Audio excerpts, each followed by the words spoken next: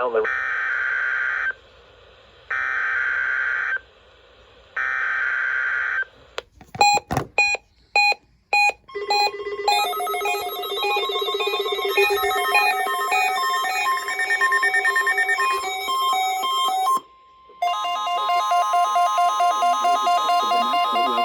warning alarm tones.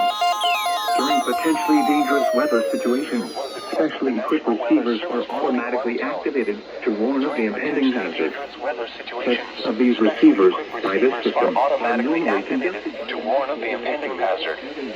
Tests of these receivers by this system are normally conducted by the National Weather Service. weather in the area on Wednesday. The test is postponed until the next available good weather day.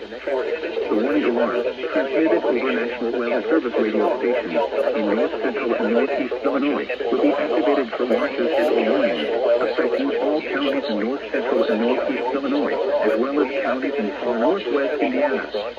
Reception of this broadcast in the alarm zone will vary at any given location.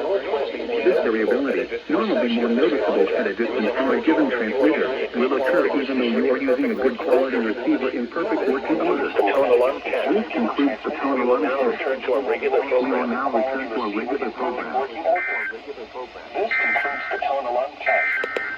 We will now return to our regular program.